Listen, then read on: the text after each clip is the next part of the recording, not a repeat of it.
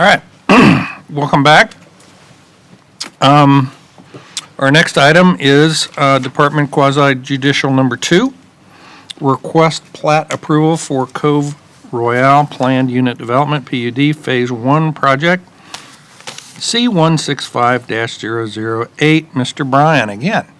Boy, you're the star of the show today. 006. Quasi judicial chair?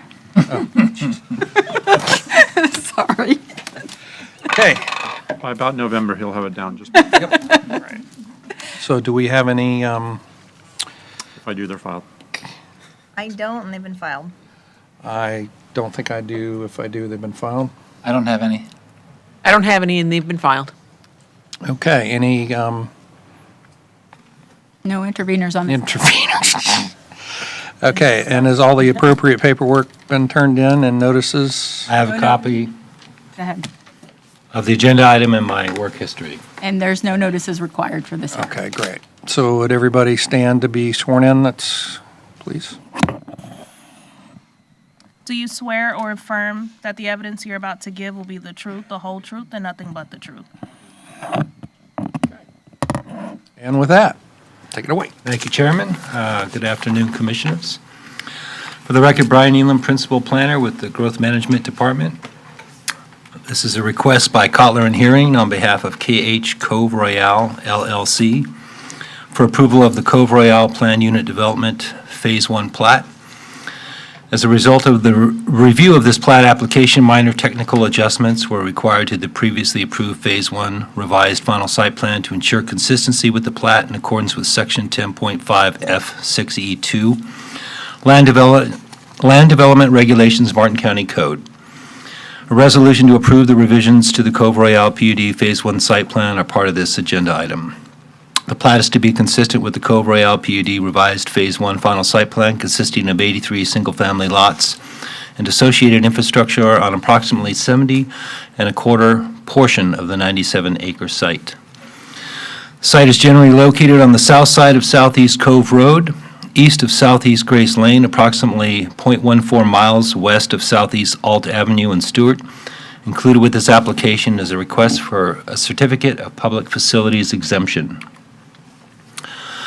This is the title page of the plat, consists of 8 sheets. A review of this application is not required by the local planning agency.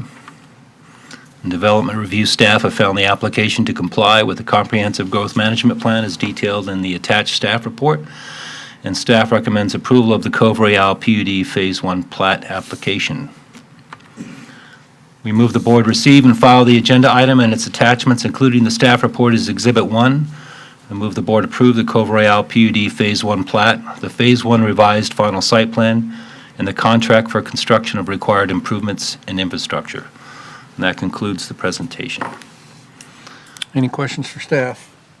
Nope. Seeing none. Applicant? Please state your name for the record. George Missimer with Kotler and Hearing here today on behalf of Coulter, for the record, and I have been sworn in. I don't have anything else to add to Brian's presentation. This is the Phase 1 plat, consistent with the approved final site plan for Phase 1. There's roughly 83 homes, or are 83 homes and roughly 70 acres for Phase 1. If you have any questions, I'd be happy to answer them. Any questions for the applicant? Seeing none.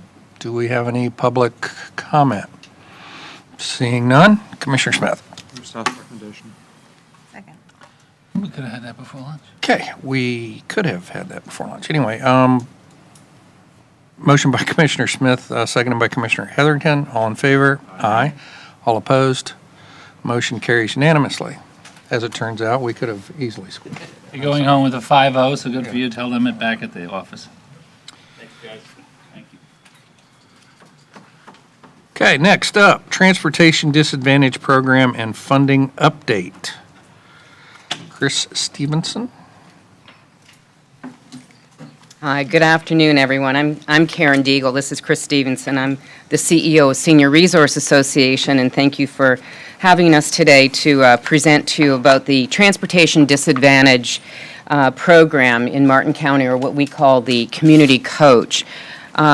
So I just wanted to start, do you want to move the, yeah, thank you, Chris. So just to kind of review a little bit, what is the Transportation Disadvantage Plan or rider in Martin County? This program is for the TD eligible who are the elderly over 65 with no other means of transportation, or disabled with no other means of transportation, or at or below 100% of the poverty level with no other means of transportation. So this, again, is our most vulnerable demographic individuals in Martin County. This is not the MARTI, and I just want to clarify that because I know sometimes there's a confusion between the MARTI, which is your fixed route system, and the community coach, which is your transportation disadvantage paratransit door-to-door system. And two totally separate funding sources, of course. So, and speaking of the funding sources, this last year, for the 2023-24 funding, we received trip and equipment grant from FDOT through the Commission for Transportation Disadvantage, and our funding this past year for Martin County was $300,000 from the state. We also received an innovative service development grant that is a competitive grant through the CTD, and that was for $750,000. And then local funding, the City of Stewart provided $12,500, Indiantown an additional $12,500, and thank you to you, the Board of County Commission, you did provide at $166,000. So the total amount that we were able to spend this year on trips for the transportation disadvantage was $1.2 million. What that provided. So this past year, we are on track to provide what we had thought we would do at the $28,000 level for those dollars. We are at this end of May was $27,550. But I wanted to point out over the years how it has, because of the funding level, how it has improved, how many more trips. And so we have really shown that the demand is there, the need is there, and with the funding that we receive, every penny is used and for those vulnerable individuals in the community.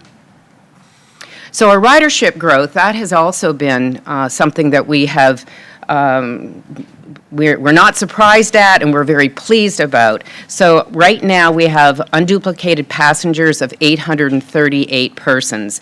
When Senior Resource Association took over in 2018-19, there were 125 passengers. Through the marketing that we have accomplished, the awareness that we've raised, and the additional funding that we have been able to acquire, we have been able to increase the number of unduplicated passengers currently to 838.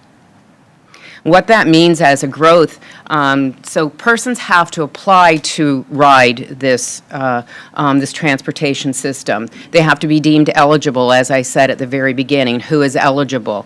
And what we're finding now is that we are having at least 55 new individuals contacting us each month asking for this type of service. They do go through an eligibility process. There is even, in some cases, we do have to get notifications from physicians and to make sure that who they say they really are. We want to make sure that we are providing the trips to the most vulnerable individuals in the community and that they are eligible for this program. So our rider destinations, obviously medical trips are the first and foremost that we provide, and 60% of the trips provided are medical. 30% are the work and 10% other.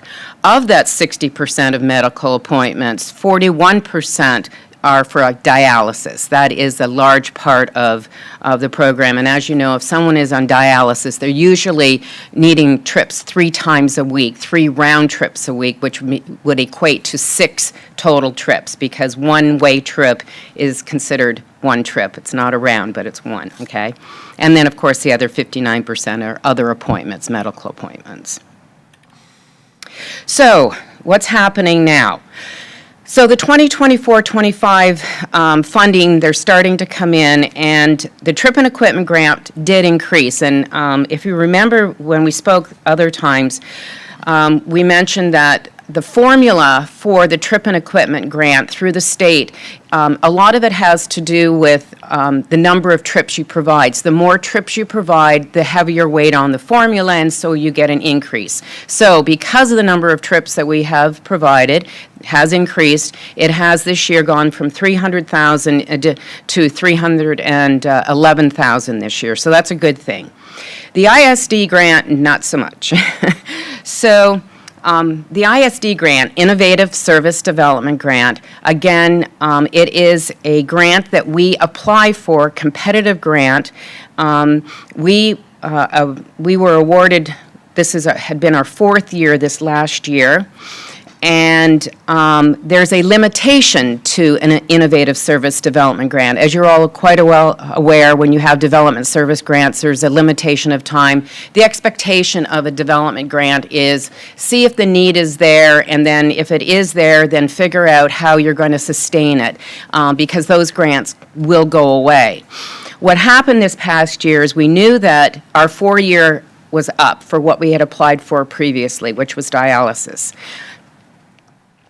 We changed it up, knowing that. We didn't want not to apply for anything, so we did change it up, and Chris is going to speak a little bit about what we changed it to. From that, there was a limitation of how much funding at the state level they had. It dropped from $4 million down to $3 million, so the distribution was shorter, and there was 10 competitive grants written.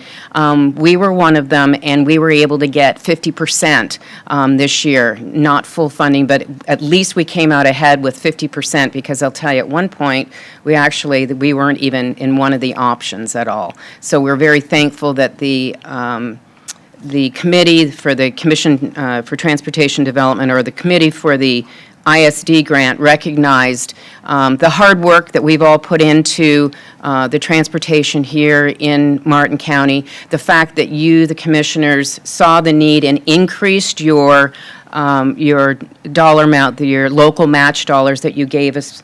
And so they did come back and say, hey, we need to give Martin County some dollars here, and put us back into the race, and receive the 50%.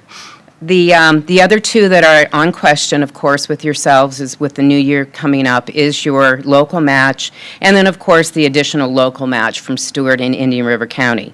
All said and done, if we were to be funded at the same level through yourself and through the other two local match. Aaron, Yes? Indiantown, Indiantown what? match. 12. Oh, jeez. I mean, we'd love to Thank take you. them on. Oh, that's Very thoughtful. Indiantown. I apologize, and thank you for correcting me on that one. That's an innate thing, I guess I I'm know. doing. Appreciate it. Years of connection up. I know.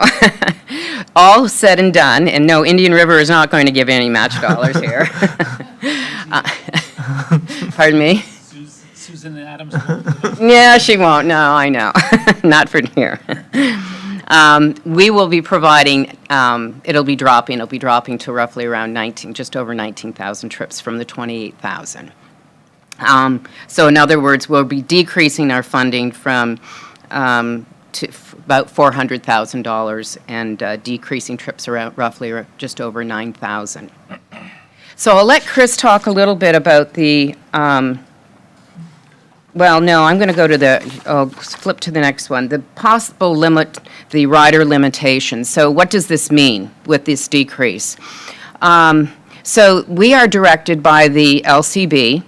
They're the ones that will make the decision as to how we're going to limit, because we will. If we come in at lower funding, like I just explained to you, we are going to have to limit the trips. This past year, we did not. If an individual needed a trip to go to shopping, to medical appointments, dialysis, we had no limitations. It was wonderful. Those over 800 individuals were able to get tripped accordingly. This is just one example of what, we're going to have to come up with a few different options, but just this is maybe one example of an option, whereas we would be limiting the use of the TD trips to persons on dialysis, and we have right now 79 individuals who are who we are tripping for dialysis out of that 800, over 800 passengers or 800 riders. So we would limit the trips only to dialysis, and that would allow non-dialysis riders to use the trip one round trip per week.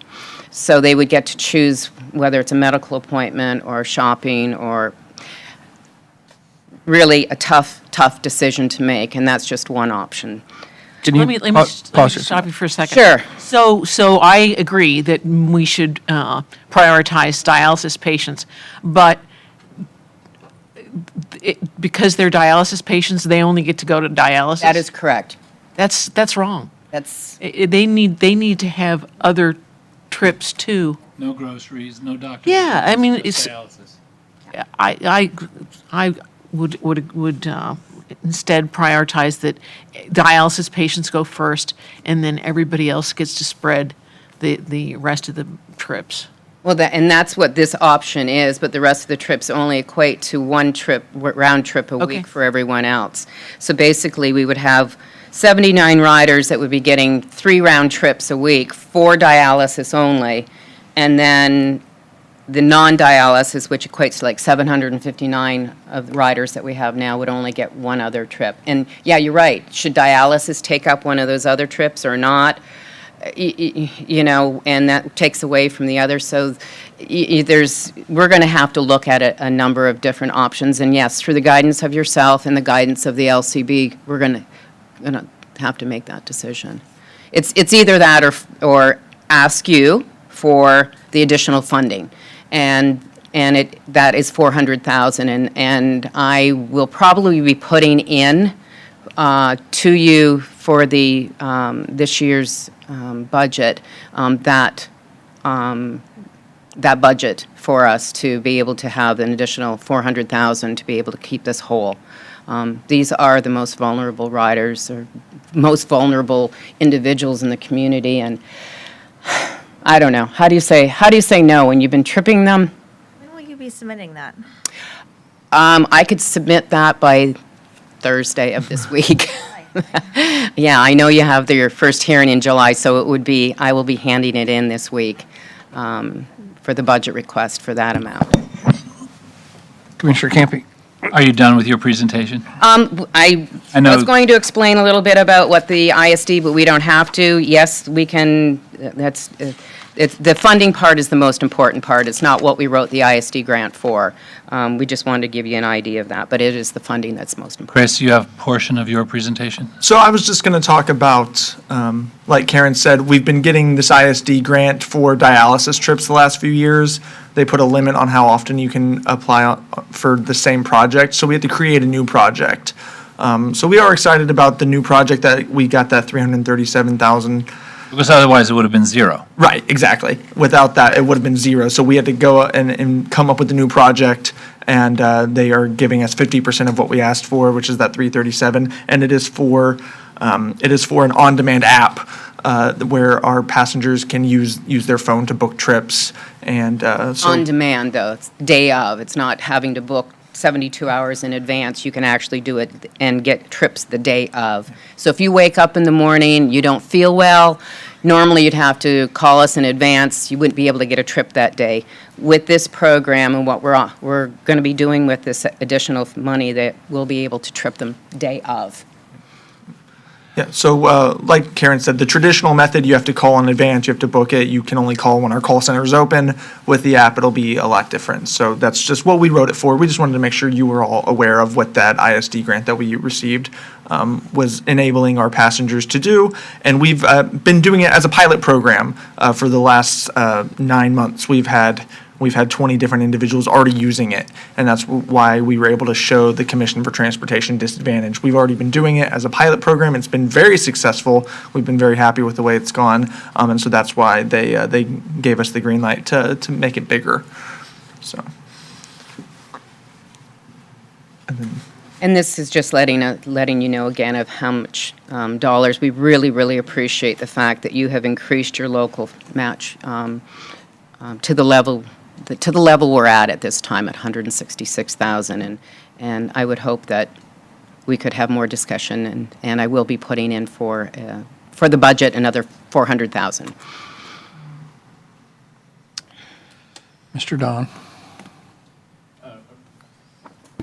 I know that this is a difficult subject, dealing with the transportation disadvantage and the LCB, who generally gives us the direction on how, through your MPO board, on how these monies have been distributed. And I will say that in the past, they have had to go through rule changes to try to equitably spread the money around, because there was a time when only dialysis patients, and there were some companies kind of monopolizing that fund. So I just want to remind you that there have been adjustments in time, both up and down throughout this history. And in terms of, I assume this would be a budget option. You know, the goal that you gave to me was to bring a budget to a reduction, and we heard discussion about adding other things, and your messages today also will inflect your other nonprofits who are watching. So I just caution that the challenges of actually landing a budget are just keep that in mind. And I would only request that this be put in as an option. Just put it in perspective, because we had this conversation during our Marty discussion about and I know the Uber thing probably doesn't necessarily fit this, but 79 patients 3 times a week, 52 weeks a year is 12,324 trips. The average Uber cost is $15. It's $184,000. So that, maybe there's some thinking outside the Yeah, if I box can when it comes to expand this. on that, I understand with the Uber, what the challenge is when you get an Uber, understand the people that are being tripped. We are ADA accessible.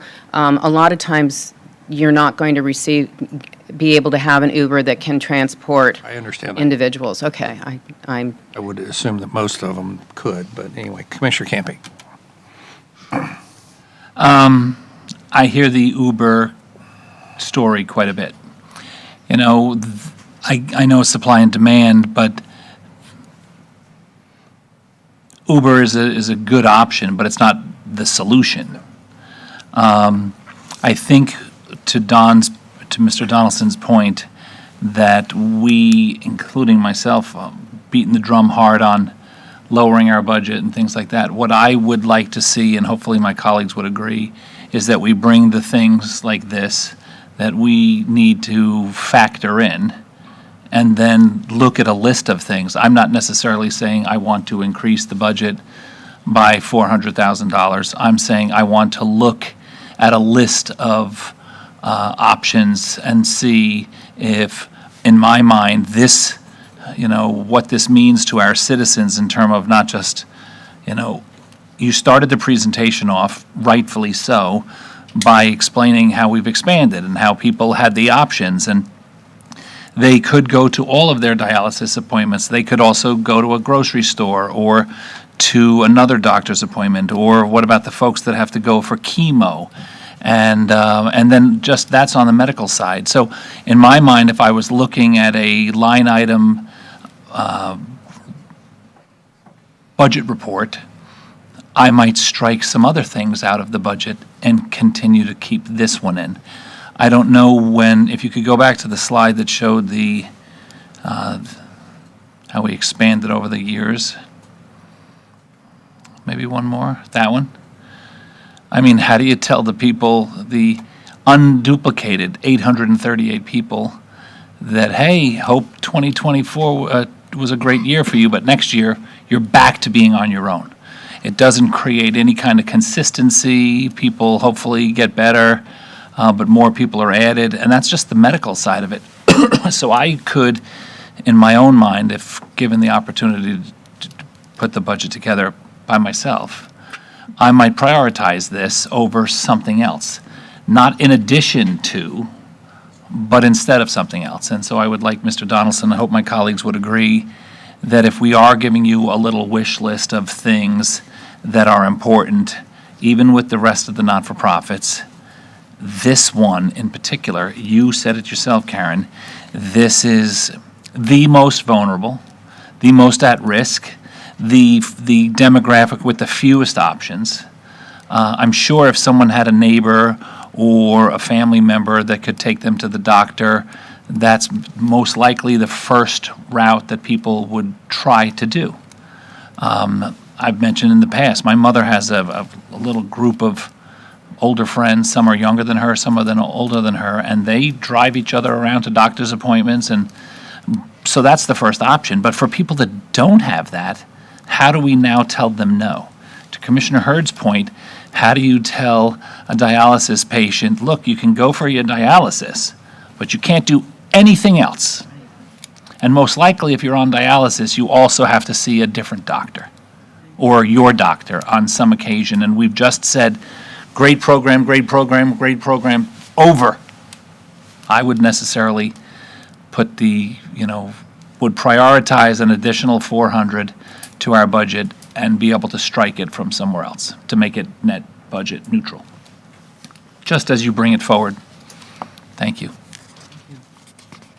Commissioner Smith. Darren, a couple things. Next time you come back, with or without the budget request, can you do like a dot matrix as to where the ridership comes from? Yes, absolutely. I mean, I think that would be Where it comes from and where it's going. where it's coming, going. Absolutely. That would be helpful just to see. Sure. And then statewide or nationally, obviously, we're not the only ones dealing with this. And so what is the conversation at the state level or nationally on what do you do? That's interesting you ask that question because actually, so Chris and I, we actually have been in front of the governor's office, the CFO, chatting to him about this 2 different times. This is more of a state than a federal when it comes to the transportation disadvantage because Florida is very fortunate that we have a transportation disadvantage plan. I think that we are probably, is it the only state? The only state that has a funding bucket specifically for transportation disadvantage. Others in the country have to roll it in with their funding that they receive for their mass transit systems. Yeah, everybody is going through it. I think that it goes back to the local level. It depends on how important this is to, you, the county commissioners. As you saw, probably one of the first times that we came before you, we had a graph that showed the local match and how much other counties are providing. And so that's really kind of where the rubber meets the road, is to make sure that your vulnerable constituents are taken care of when the need is there. And that's what's being pushed down. So I guess as a thought process, years and years ago on gas tax, there was kind of a philosophy in the state that if you weren't maxed out at all the pennies that were available to you in your gas tax, don't come ask for additional revenue from the state. We were told that a lot in years past, and we are maxed out, and for that purpose. So it'd be interesting to know as well, for those communities that at some ratio, like if our contribution is 40% of the total funding, at what point does the state say, oh, you're a good participant, we're going to reward you for more funding because you have hit a certain threshold? Well, you were rewarded this year again for that 11,000 additional. If you hadn't increased up to 166,000, we would not have had the additional ridership, and we would not have received those dollars. Fair enough, but there's still now a $400,000 gap. That's because of the Innovative Service Development Grant. And go back again to when you are, any development grant, whether it's for transportation or whether it's for roads or whatever, there's a development time, and usually service development grants are 3 years, correct? If you receive them. They're usually about 3 years, and it's basically to say, hey, prove it that you need it, and, but if you're asking for it, know that it's not going to be sustained at that. So you're going to. Aaron, so here's the disconnect, I think, for me. Okay. Fair enough, you prove it, and you have, and you've increased the ridership significantly. From the state's perspective, both the county and that grant were providing access to individuals that have moved to our state or have grown up in our state that need that access, right? So to be a whole state, you know, someone's looking at the greater pie saying, okay, we have this population base here that needs assistance. Well, if that's true, then on both sides of the equation, whether it's state and or local, as that reliance on that system increases, which is now where we are, I would think that the, and I know what the answer is, but I mean, I would think that the state would look at that going, okay, we as a state are achieving a certain level of ridership that is needed by a certain portion of our constituency for the state of Florida. We have got to figure a stabilized way of funding that into the future versus saying to a county, you got 3 years to prove it, and then you're on your own. Okay, well, you proved it. It works. You got your ridership. But now we're asking for another $400,000 from a local government that has all sorts of constraints on it from what we can do budget-wise, passed on by the state to us. Those are like where the disconnects are. It's like, I know. okay, give us the flexibility then, state, Wish. to do what we need to do to handle your constituency that you set us up for in the first place. And now we have, but now we're put in this bind of now how do you move sustainably into the future? Sounds like an opportunity to put it in the legislative priorities. That's about where I'm going. So I just, you know, that Yeah. all of these sort of temporary grants that are 2, 3, 4 year projects, they're great when there's the funding coming in, but when it ends, somehow magically you're supposed to come up with those funds that you didn't have before, but you prove that the system works And the need is there. and you're achieving the agree. goals set out by the state in the first place to do what we're doing. So, yes, I would add it to our legislative program. It should be important to our legislators, although a lot of things you would think should be important to our legislators, maybe they're not as much.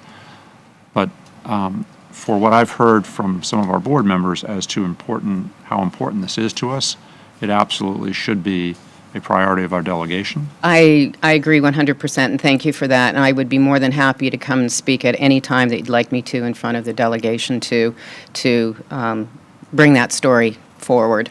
Great. Thanks. Thank you. Mr. Donaldson. Just one question. You can see you had other municipalities proportionally putting some funds into that. Do you want me to request that they equally prepare to contribute their proportionate share, or do you want to just fund it 100% yourself? Don, that's why Yes. I asked for the map. If 80% of the rides are coming from one part of the county versus another, or? I think what he's mentioning is that graph that we showed where how much other counties are providing from their GR fund. No, I was referring to local match, the city of Stewart and Indiantown. Oh, I'm sorry. Both contributed funds. I would assume you'd want us to ask that they equally contribute towards this deficit. Or proportionally to where the ridership Okay. is. I mean, if 90% of the ridership is unincorporated Martin County, then by all means, we own 90% of it. If 90% of it's the city of Stewart, maybe that's a different conversation you have. And then does it become the same kind of importance to what the county commissioners have said here today? Is it important for the city as well to have a higher level of contribution because it's their residents that are benefiting from the service? We'll have that prepared this week. That's great. Thank you. Commissioner Hurd.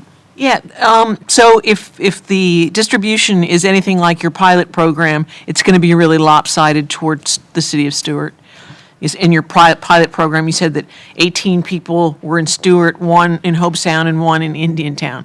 So if that's the true of our countywide distribution, then it's going to fall disproportionately upon the city of Stewart's. Was that how those were Yeah. chosen? It was. Okay, so then you are correct. So I don't know. I would just ask for their not proportionate share, but for at least to duplicate their percentage share of what they're contributing right now. That's what I was thinking. I know right now they're a smaller portion, but they had at least increase in proportion to what you're doing. Yeah. Well, we actually have the mayor of one of those municipalities you're Let's- talking to that would like to speak to us, so. Wonderful. Would you like to do that now? He wishes she hadn't turned in that sheet. That's her checkbook. She has the checkbook. Don, you still have Tara and Krista's phone number? Get her on the phone. She blocked you. You've been blocked. Thank you, ladies and gentlemen. For the record, my name is Susan Gibbs Thomas. I am on the council out in the village of Indiantown, and I'm also the mayor. I sit on the Martin County MPO, and I also have the privilege of chairing the MPO's local coordinating board for the transportation disadvantaged. And I have to commend this commission for stepping up and committing more of those matching funds than previously. Being the chair, it puts me in a unique position to find out things that I wouldn't have normally known, and finding out how that works and proportionate how we get reimbursed or matched from the state. That is where I stepped up, and I figured, okay, if we increase it by 25,000, so Indiantown is a recipient of those trips, and so is the city of Stuart. So that's how that came about, kind of challenged the city of Stuart, would you match? And they stepped up and they said yes. So it was kind of an arbitrary figure. I mean, it's not really based on anything other than both of us came up, and it came up to 25,000. And you guys stepped up. So that put us in a positive, good position. But as you can see, and as has been discussed, moving forward, depending on those grants and when they stop or they're not there, then those most vulnerable are the ones that are going to pay for it. And I know, and hearing the comments, I think that it's encouraging to see the commitment to that segment of our community, that they will not be forgotten. And talking about thinking outside of the box, and maybe with Marty, looking at Marty, I know the way that we have looked at that. Say we, the MPO, and discussed that whole model and how it may morph into something else. Maybe in its morphing into something else, there will be a crossover, a segment that will be able to pick up what the transportation disadvantaged program is leaving behind. So maybe those two working hand in hand would be able to maybe catch some of those that fall in the crack. But thank you all for your commitment to the residents, and to the people that really need it. Thank you.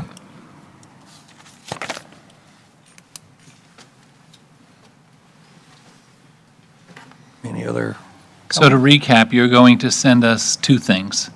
One, the budget request, and two, as Commissioner Smith wisely requested, where are the rides initiating? Yes. I guess it doesn't make a difference where they're going, it's where do they start? Okay. And is there a way to, I'm not trying to diminish your thing, I'm just I know. saying that with the whole Marty conversation, we got to start thinking outside the box. So is there any way to come up with a percentage of people that actually are ADA that what do they call it, mini, like the Uber and the Lyft and all that other, would not be able to serve?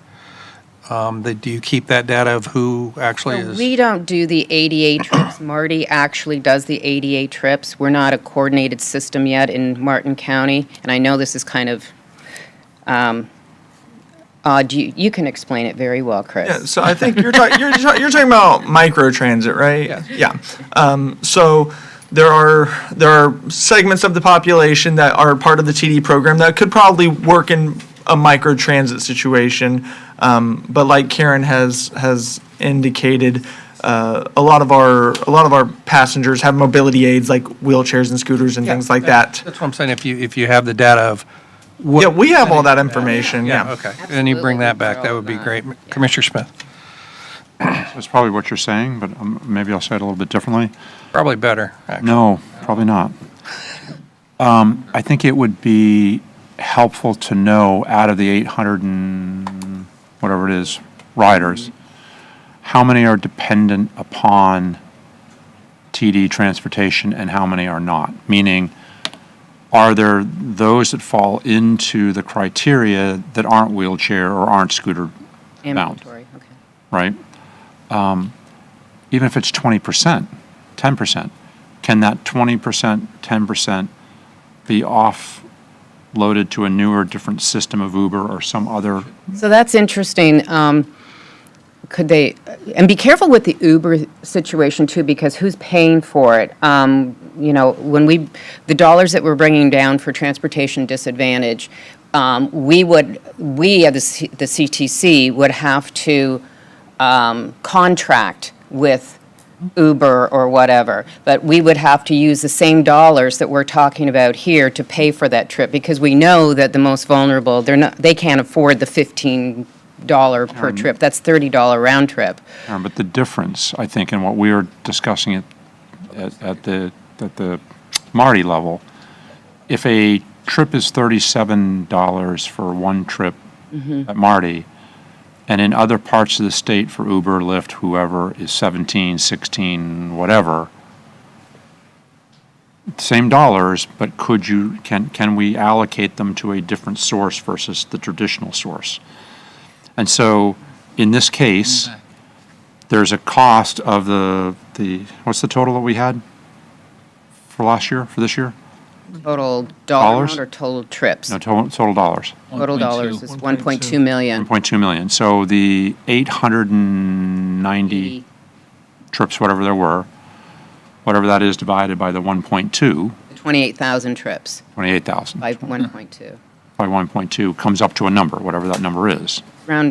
It's around $43 per trip. And so, On average. if 10%, 15%, 17% were able to do it for $17 a trip, you'd have actually more money to put into those that otherwise may not be able to get a trip, that are mobily It's not not capable. exactly. Does it make sense? Yeah, absolutely. And there's multiple ways when you have a full integrated transit system between mass transit, microtransit, which is kind of what you're talking about, and then the transportation disadvantage and how you move them around. That's one of the things that I'll go back to my experience with Indian River County, is that it was very, very heavy when I first started, very, very heavy with the transportation disadvantage, those trips, the ADA trips and all of that, because we expanded our mass transit coverage throughout the county. Then what was happening is that the TD riders were able to and get on the mass transit. They can get to it and they can use it. So then the number that we were tripping for transportation disadvantage decreased, and the numbers of the mass transit increased. And we're now at $4.35 per trip on our mass transit system, which is a And you lot charge your less riders because zero. and we don't charge we're fare free. But it's only because of the strategy of the marketing and where we place all of our, all of that. So that's the crossover. And include microtransit with it too, and you could have a phenomenal system here that And you have is over a not as million costly riders. as what we're talking about. Pardon me? And you have over 1 million riders a year. We're going to be hitting 1.3 million this year. And we're going to hit Trips, not riders, trips. trips. Oh, Yeah. Yeah, 101.3 million trips in a county the same size as ours. And so at some point, something's got to budge. Because if we were to say today or in July, we hear you, we're going to put $400,000 into that process. Would it be better to put $1 million into the overall transit system and start forcing us to this crossover that you're talking about, that it's really not the 400,000, it's expanding the existing capacity to be able to compensate for that 400,000 or those 28,000 trips that are transportation disadvantaged? That what you all did in Indian River County 10 years ago, at some point, You cut 100. something's got to buds. Right, which I and think is- and it's not going to happen immediately. So yes, you could think about it that way. Don't leave people behind initially while you're making those decisions, because you're not going to have that system immediately, as we all know. But I think if the, and this isn't going to sound right, but if the knee-jerk reaction is to spend the 400,000 to cover the deficit of what's been created because the state funding isn't following, right? Mm-hmm.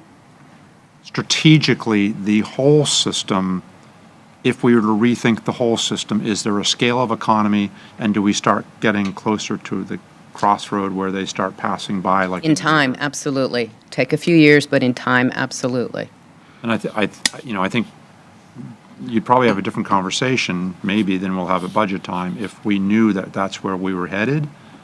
And that's, I think, why we had this conversation about the microtransit, that maybe there's a much better way to do this with the amount of money we're spending, that's all. Anyway, just food for thought. Okay, apparently the chair of the Transportation Disadvantage Committee would like another word. Or the mayor of Indiantown. Well, she was that last time. Let's get rid of this one. Kind of speaking as both, thank you so much. Just a little piece of information. I know that United Way has a trip program, and they max out, I believe I heard the other day, at 5 trips in a lifetime. However, they do the Uber thing or Lyft thing. They cannot find drivers out in Indiantown. So that may be an issue when you're looking at different parts of the county, that in this type of a situation, it may be a challenge, so. Because there's no demand. If there was demand, maybe that would. True. Okay, thank you. Okay, where are we at with this? Gave her, she has marching orders, they do, and they will. Thank you. Thank you. Thank you very much. Aaron, just a parting conversation. You do a great job, you guys. Excellent job. Appreciate you. you here. Really do. Thank you, thank you. Next up, Office of Management and Budget items which require board approval. Ms. Stephanie Murley. Here she is. There I am. 3 items. Good afternoon, Commissioners. Stephanie Murley, Director of the Office of Management and Budget, here presenting to you 3 items on OMB today. The first item is a permission to apply for the FY 2025 mosquito control grant. The Mosquito Control Division is requesting $61,855 for the purchase of chemicals and equipment used for arthropod control. There is a local grant match of 20% required, which is budgeted through the cost of chemicals in the operating budget. Our second item is a permission to accept funding from the Florida Inland Navigation District, or FINE, for derelict vessel removal funds. This is a grant award of $75,000 for reimbursement of the removal and destruction of derelict vessels, which were already taken care of. There was 18 vessels. The match has been already spent, 25% out of the derelict vessel removal program. The last item is a permission to accept the FDOT supplemental agreement for the City of Stuart various Riverside Park neighborhood improvements. This actually decreases the grant contract by $100,395 and increases the local funds that is provided by the City of Stuart by $26,380. Again, this is a city project, and we accept the funds from them. They cut us a check with an administrative fee, and we just request that the board approve this agreement that reduces the cost. Motion to accept staff's recommendations. Second. Okay, we have a motion by Commissioner Campy, seconded by Commissioner Heatherington. All in favor? Aye. All opposed? Before we get going, did we miss a speaker on our last? Would Yes. you like to do that now? Yes, ma'am. Absolutely.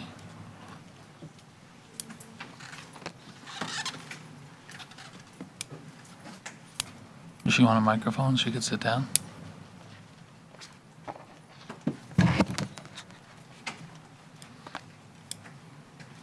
Don, does that mic work?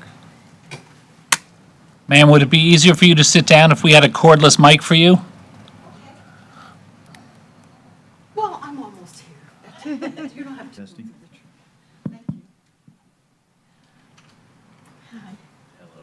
Your choice to stand there, or if you'd like to hold this, it's easy. No, I don't want to hold, but thank you. Afternoon.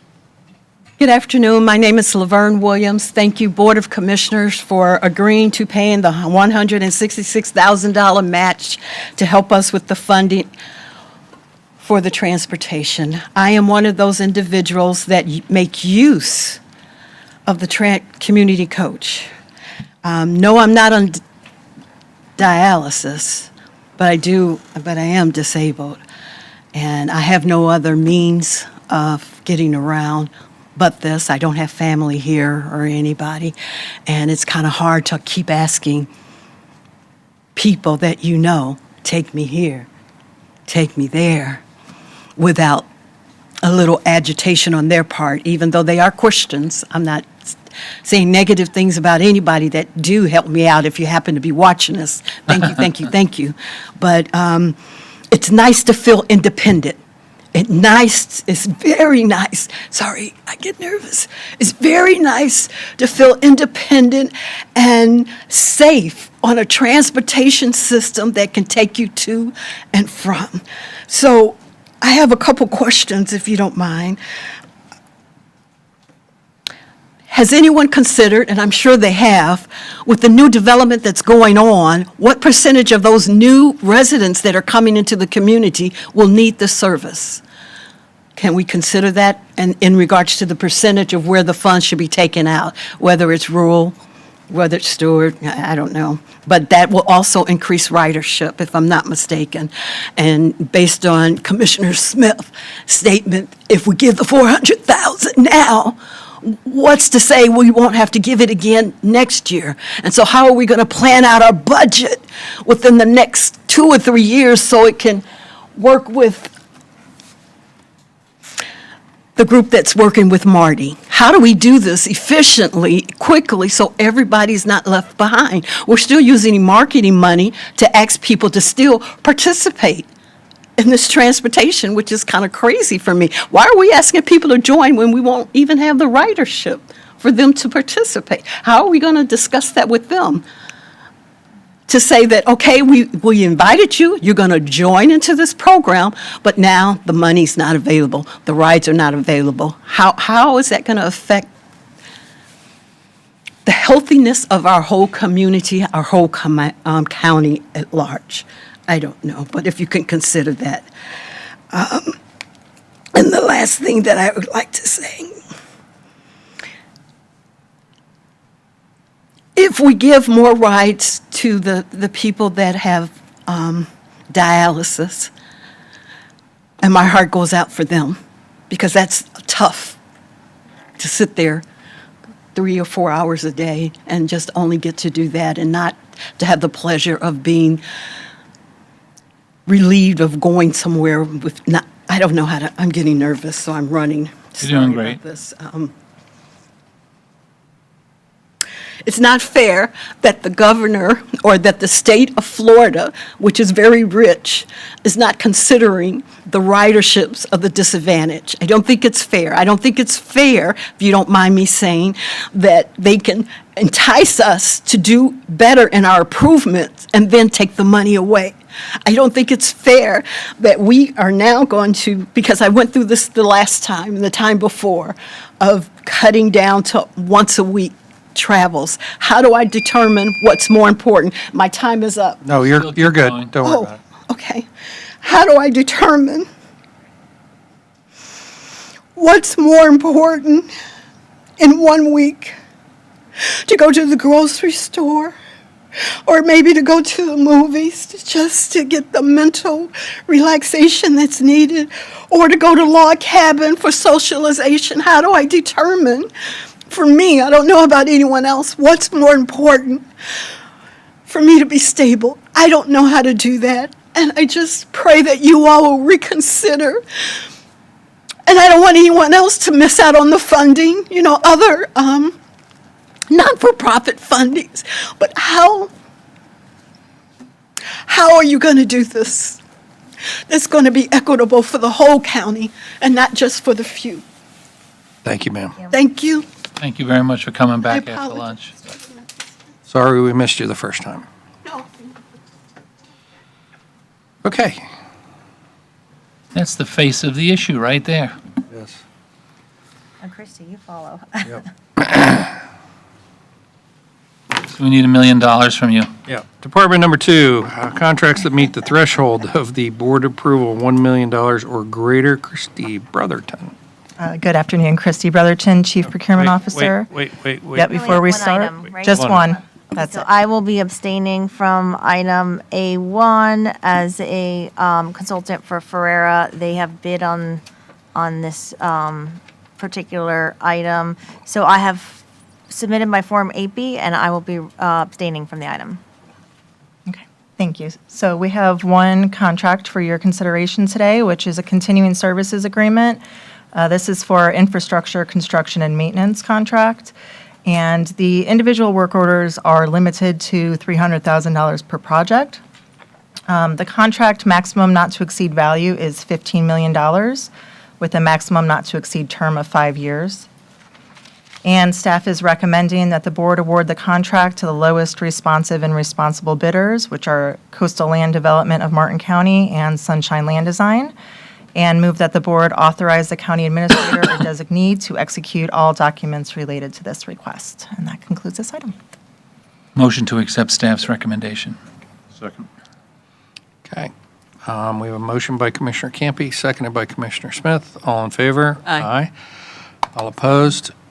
Motion passes 4-0 with Commissioner Heatherington abstaining, Thank you. which I don't understand why you have to abstain when they didn't get the contract. I never get the Okay. Department number 3, Martin. Chair, can we allow Sebastian, the gentleman with the crutches, to sit down? Standing there for a half an hour on crutches. Why don't you take a seat? Very well. My request is withdrawn. Department number 3, Martin County Energy and Energy-Related Operational Cost Savings Project, Mr. Sean Donahue. There he is. Take it away. Can you save us an additional $566,000, please, I'm going to try. for the bus? Good afternoon, Sean Donahue, Director of General Services Department. I'm here to present the contract for a energy savings project. If you remember back in September, we presented the history of the energy savings at the county since 2007. Very successful projects to the effort of saving about $50 million on those 5 projects with a cost of about $30 million, so a $20 million savings across the county. Very good projects. We mentioned at the time that there was potential for additional energy savings. Some of those projects that we did in the past were fairly old, and we can update with LEDs and other technologies that weren't present at the time. So we're here to present another project like that, studying all the county buildings for weatherization, for LED lighting, for specific projects like adding the PSC Public Safety Complex to the jail's chiller plant, overhauling the Cummings Library HVAC systems, and things like that. So we did an RFP, or an RFQ, and we received some nationwide firms, Trane, Honeywell, Schneider Electric, and FPL. So it was a very good selection of candidates. We did end up choosing Trane, and a representative of Trane is here. Steve Corson's in the back, if we have any questions at the end. So we're here to present an investment grade audit contract, and Trane has graciously agreed to perform this contract at no cost. If the project doesn't work out, if there's not any energy savings, the county can walk away from this project, no cost to the county. If there are good energy savings and we can meet an ROI that's sufficient for the county, we can continue forward, and those costs will be rolled into an energy performance contract, and that'll come back with a new contract that you'll review in a couple months, and with financing options. So right now, the request is to approve a zero-cost energy savings contract where we study all the county buildings. It's called an investment grade audit. We'll take any questions if you have them. Commissioner Smith. Couple, Steve. Good to see you. Have we had any discussion, either you, Steve, or us, with the school board relative to their ball field, just as a starting point, ball field lighting like what we did with you years and years ago? For the record, Steve Corson with Trane. Commissioner Smith, we have not. When we did the sports lighting project in 2012, we had some discussions for Hidden Oaks Middle School. There was a joint use agreement, but that was not included in the project that the county performed at that time.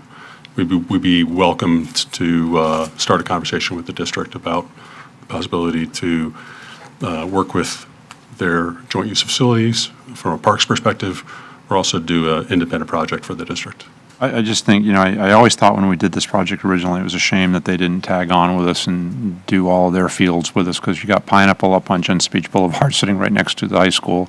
And it's like, okay, we could have done this all together.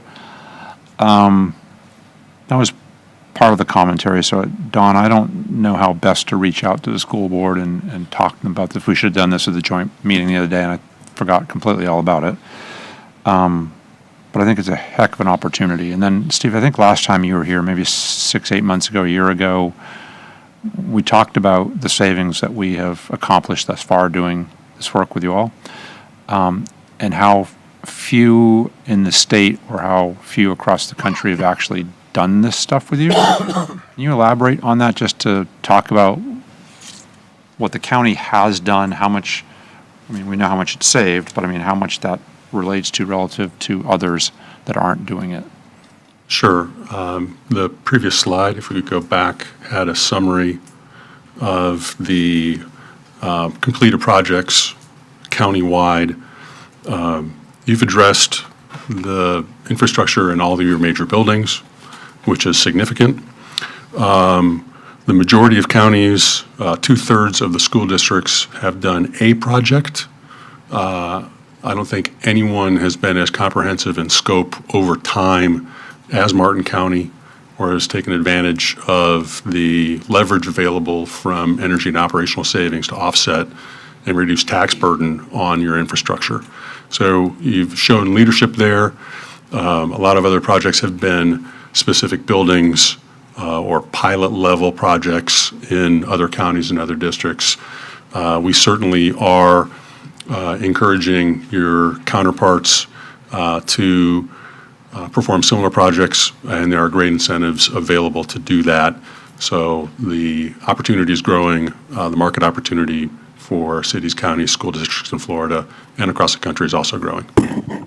So my math isn't really that quick, but we might have saved somewhere around 20 million over the course of doing this. That's correct. It's interesting. There's been a lot of commentary lately about where Martin County falls relative to our taxable rate and our values and how much we do or don't do. And things like this get lost, I think, in the shuffle, which is why I would spend so much time asking you the question of what have we really done, what have we accomplished, because that's a big number. To me anyway, 20 million's a big number. And I appreciate all the work that you all have done and helped us to get to. And I very much look forward to the next generation of this, because I think there's still a lot of opportunity left. And I think specifically, if there was a way that we can bring the school board into this conversation and take advantage of those savings for the school department, even better. Thank you for everything.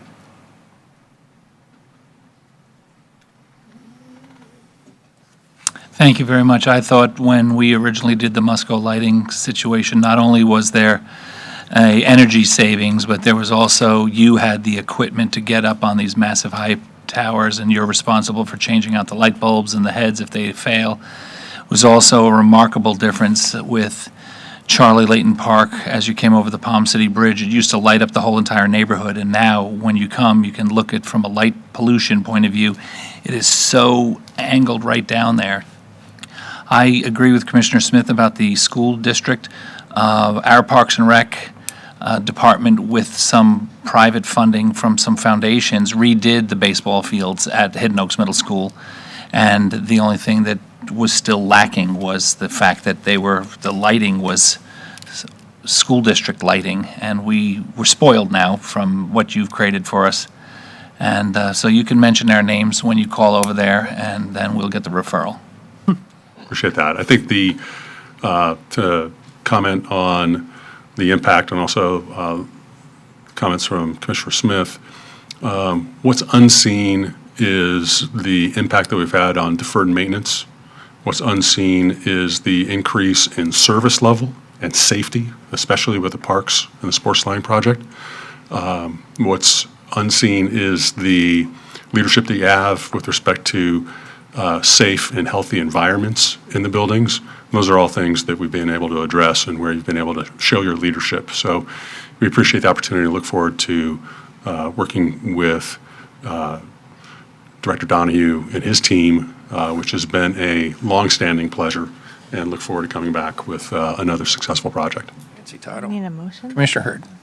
Yeah, I move that the board award the contract to Train US Inc. and move that the board authorize the county administrator or designee to execute all documents related to this request. Second. Oh, she swooped right in there and got a motion.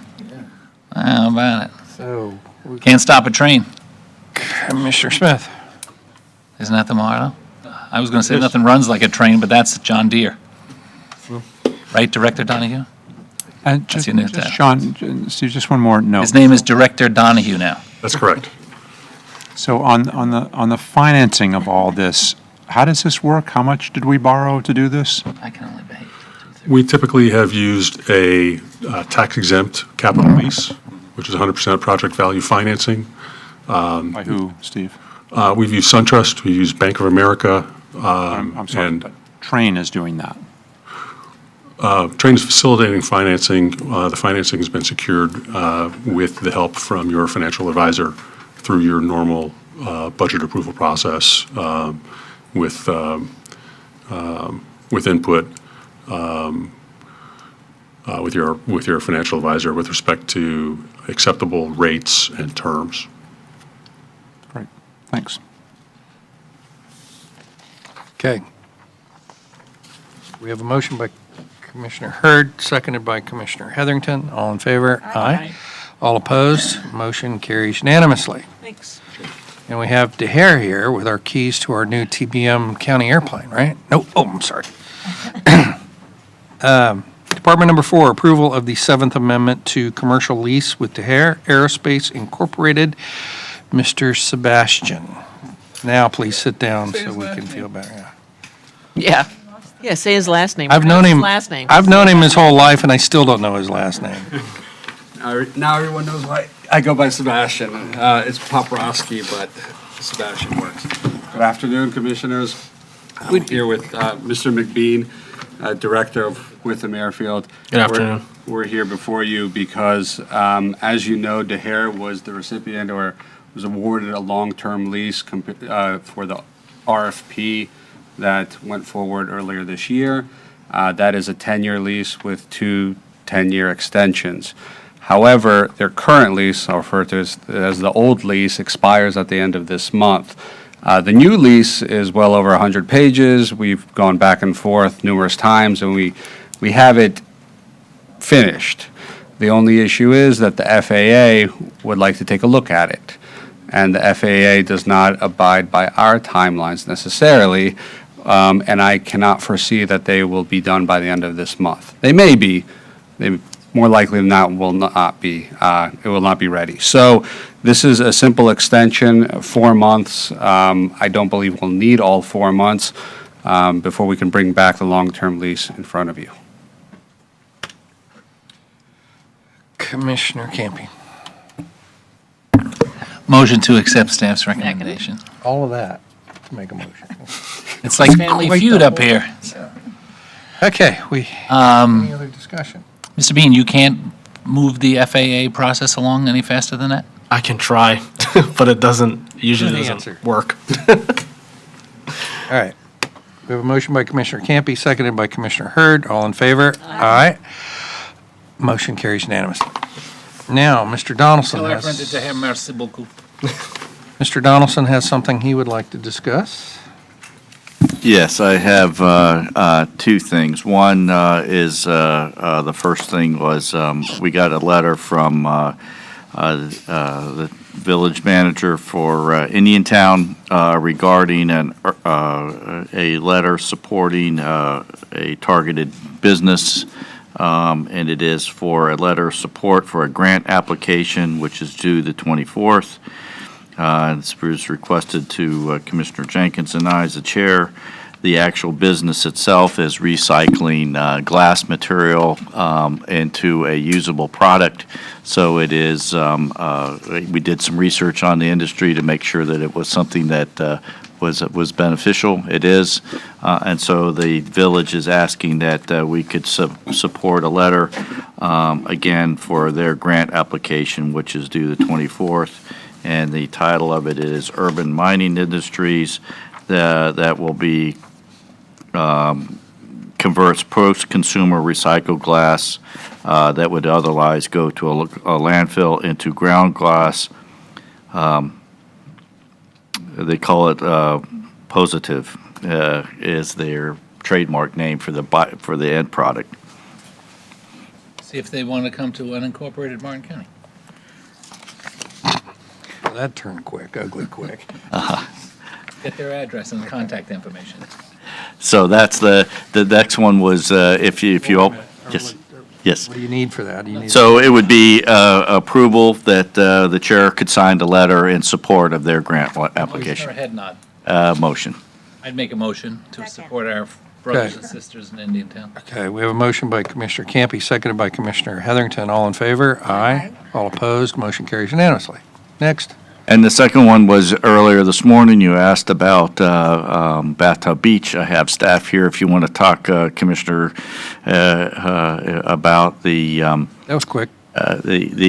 fundamentally, the issue is that we are doing a resiliency project to raise MacArthur Road. There is not much room there to do both put in the wall and raise the road up over, I believe, 12 inches, and then and maintain two-way traffic. So the park is both a staging area and a bypass, and I think the question has been how the beach is open. It's always open. It's just whether parking is there and lifeguards are there intermittently. And so staff is going to talk about where we are with the contractor and what can be done. They both still smell like sunscreen. Hold on a minute. Yes. Commissioner Smith. So maybe I should wait until they show us the presentation, but Yeah. my goal here is in the conversation, when I found out about this, and we have had multiple meetings on the elevation and the rebuilding of MacArthur from basically the Wentworth House, which is the yellow house in the corner, to the entranceway of Sailfish Point. I don't recall ever really hearing the idea that we were going to shut down Bathtub for the entire summer and shift the traffic through. I mean, it's an innovative idea, great idea. We've just got to come up with a better way. Our residents, visitors wait all winter long for the weather to calm down to get to the summer to take advantage of some of our better resources. And so I'm looking for any ideas, options, if that means there's one-way traffic going through the park and one-way coming out of MacArthur and vice versa, fine. But I just can't not support shutting it down for the entire summer, if that's the plan. Okay. We're here to present. I'm George Zama, I'm Public Works Deputy Director. With me is Jim Gorton, Public Works Director. So we just we put together a brief presentation just to first give an overview of the project, the scope, what we've constructed, where we're at, and hopefully very soon having the park and beach open for the public for the foreseeable future. So just a general overview. This project, as Don mentioned, is a resilience project. It was identified as a resilience project before there was really a formal resilience program in the state and in the county. So the concept of the project, it was a two-phase approach to construct a shoreline barrier wall along the dune, and then also raise the roadway. The roadway at its lowest point is elevation 2.5, and it's within a FEMA flood area, FEMA floodplain elevation of area of elevation 6. So it's very low. or I should say 5, because we're raising the roadway up to elevation 5. So there's a portion of the road, if you look down here, there's a profile. This hashed area is the area that we're raising the roadway. So most of the roadway, we're raising it upwards of 2 to 2.5 feet, basically from the curve to the roundabout near Sailfish Point. The whole goal of the project is to protect the infrastructure. So the wall helps protect both the infrastructure of the park, which is the parking lot. The county has invested in a restroom and a station for fire rescue that's housed here at this restroom location. And the roadway itself. The roadway provides a connection to the residents of Sailfish Point, residents along the corridor here, and as well as the park. So Phase 1, within this project, we had to first permit the wall and construct the wall before we can even permit the roadway and another wall on the west side. So Phase 1 has been constructed, as you all are well aware, and now we're in Phase 2 of the project, which consists of adding a retaining wall on the west side of the roadway to support the roadway itself, as well as we're adding an additional traffic lane to accommodate for traffic to the park. So the western side of the roadway, this, as you can see, there's 3 residents, private property owners, and then this area is actually county property.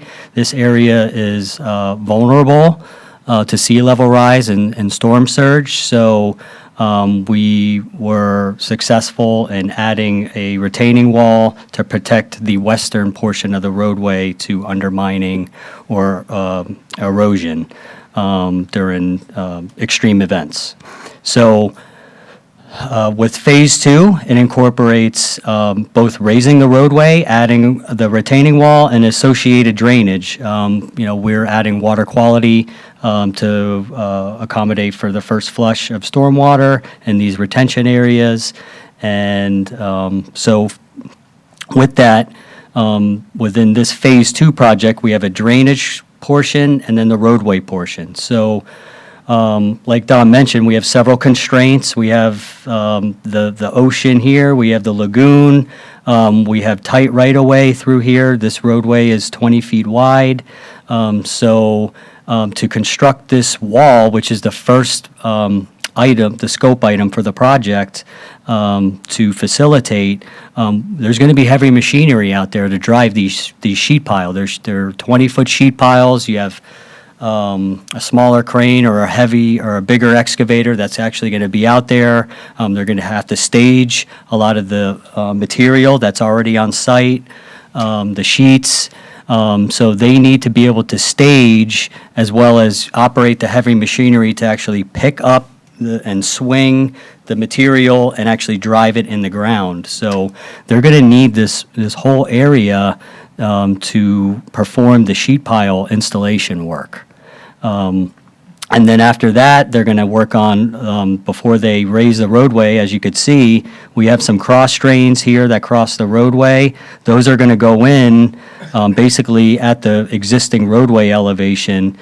So they have to get that in first before they do the road work. So all of that's going to get incorporated mainly in this area first, and due to the fact that this area is under such a tight constraint, the proposal is to route traffic through the parking lot. And with that, there is a maintenance of traffic plan that has been proposed. Sailfish Point is over here. This is the entrance to Sailfish Point. Here's the roundabout. This is Bathtub Beach parking lot. This is the old pavilion here, which no longer exists. But so we're going to be routing traffic two-way. The proposal is to utilize the whole roadway section for material and equipment staging to drive the sheet pile, which is going to run this whole section through this area, this green zone. This whole area is the work area for the sheet pile and the drainage here.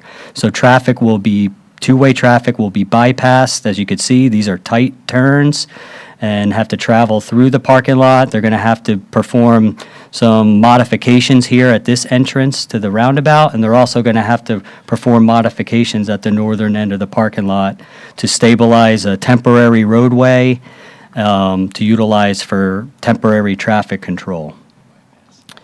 Once the project is complete, once this section is complete, which will take approximately 3 months per the construction schedule, with this type of closure, it allows them to operate much quicker because they don't have to perform traffic control. We did look at other options to potentially have one-way traffic here, one-way traffic through the park, but through the parking lot, but they would have to perform more traffic control operations and flagging operations to potentially store material somewhere over here if it's possible, or even within here. It's just really tight constraints and rather unsafe to be swinging materials and machinery. So the option that we had for at least this first phase of sheet pile and most of the drainage work is to perform two-way temporary traffic through the parking lot. Now, once this portion is done, if we could go back, we still have to perform work, some drainage work over here, so we may end up having to go back. That's where we're going to look with the contractor for the next temporary traffic control phase to perform single-lane traffic through the existing roadway. Once the drainage is complete and they actually start the road work is actually going to go much quicker. It's probably going to take anywhere from 6 to 8 weeks. They're actually going to pave the roadway in 3-inch lifts. So they're going to go one pass north, one pass south, 3 inches at a time. And it's going to take, and you can only do one per day to allow the asphalt to cool. So it's 3 inches per day in increments, and then they're going to work their way up to the designed elevation. And then once all that's complete, they'll probably end up completing this retention pond and finish grading and landscaping. So just to give some project parameters, the overall project has started. It's technically started yesterday, and contract is until November. They feel that they could get the project done before by November, before season starts, when we get a lot of traffic through this corridor. The drainage, as I mentioned, the scope to drive the sheet piles and the bulk of the drainage is going to is about 3 months from mid-June to mid-September, and then the roadway portion will take us to November. The bathtub park impacts, it's proposed to be closed during construction, the bathroom and the parking lot itself, but Bathtub Beach itself is open. Folks can and beachgoers can travel to the beach through Chastain. And I just wanted to highlight our partners with the project, FEMA, HMGP, and FDEP Resilience. And with that, we can answer specific questions. Commissioner Smith. Thank you, George. So a lot of design questions in terms of the maintenance of traffic.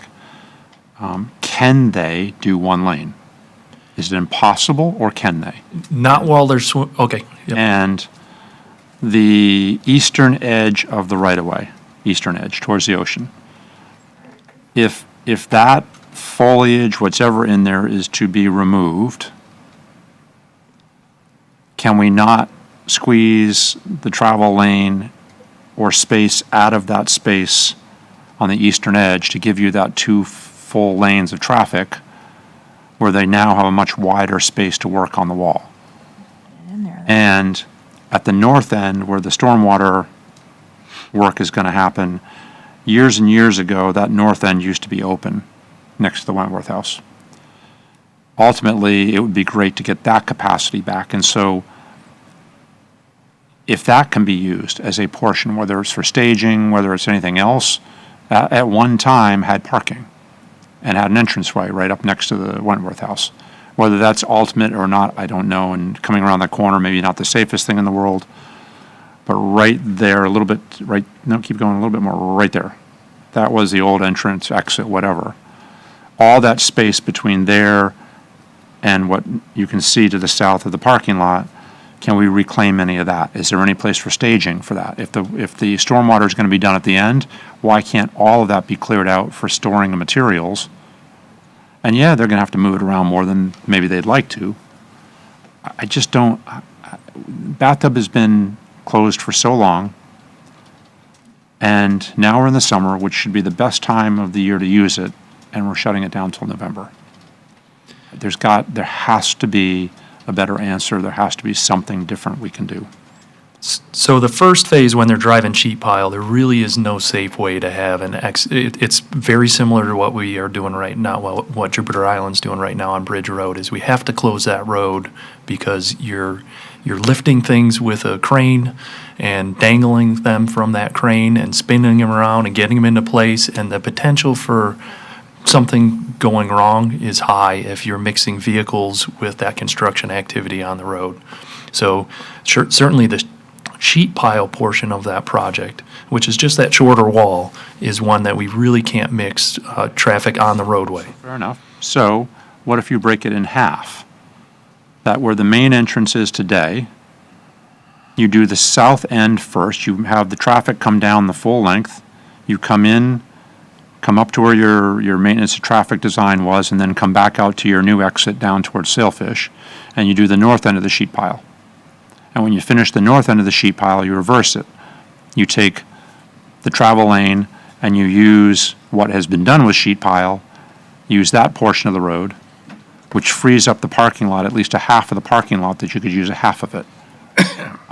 There's got to be a better way than just having both lanes of traffic go through, which makes all the sense in the world. I appreciate that.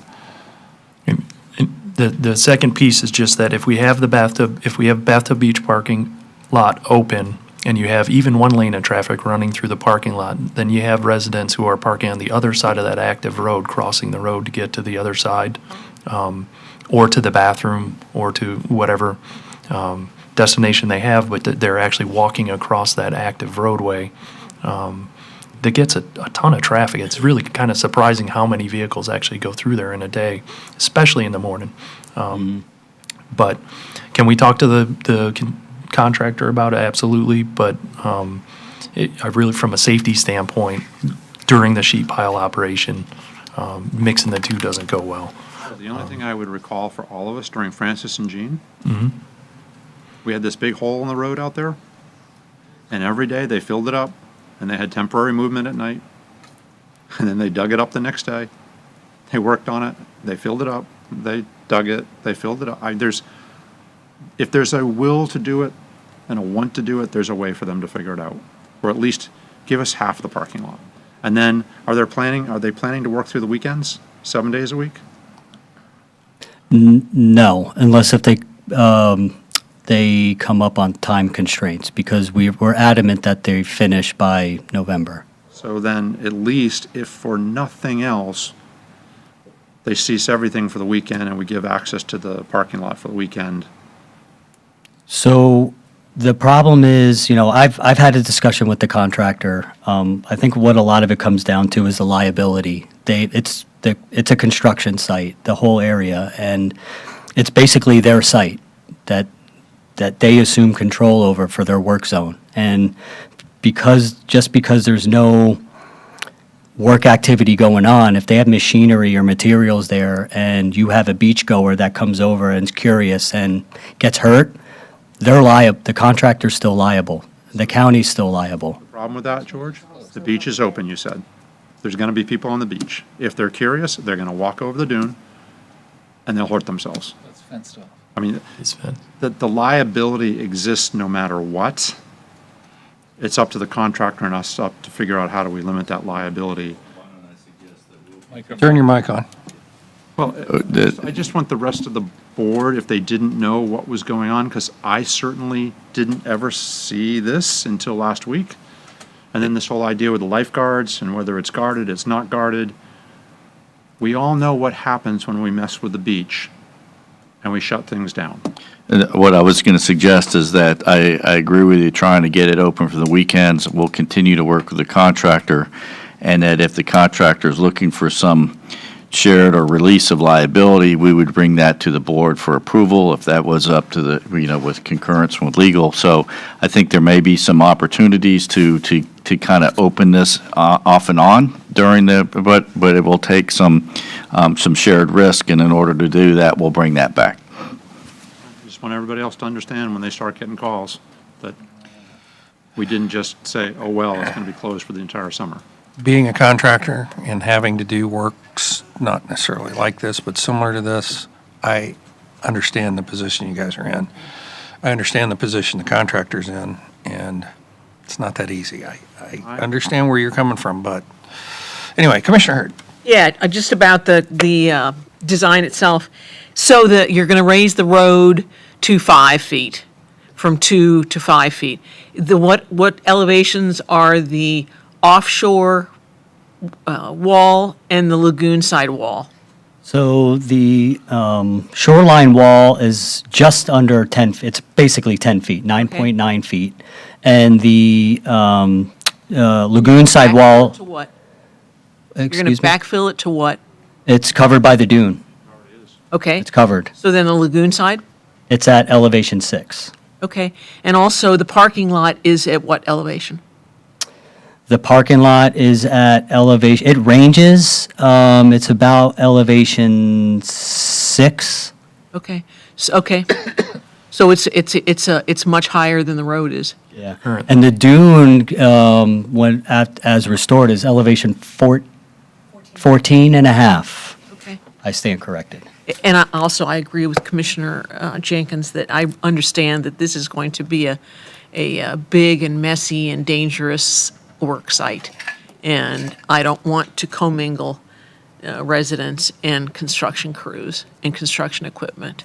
I can certainly understand, Commissioner Smith, but I think that this is I think that the hazards of this construction job outweigh the inconvenience of the residents for 3 months. It's going to be a messy project, before and after. Send all the calls your way. I have a beach this big at Twin Rivers Park that was never there before it started eroding. But now all the residents, they're entitled to that park. Don't touch it. I get it. This is a way bigger problem. Thank you. We'll continue the dialogue with the contractor, see if there's a safe way to encourage access.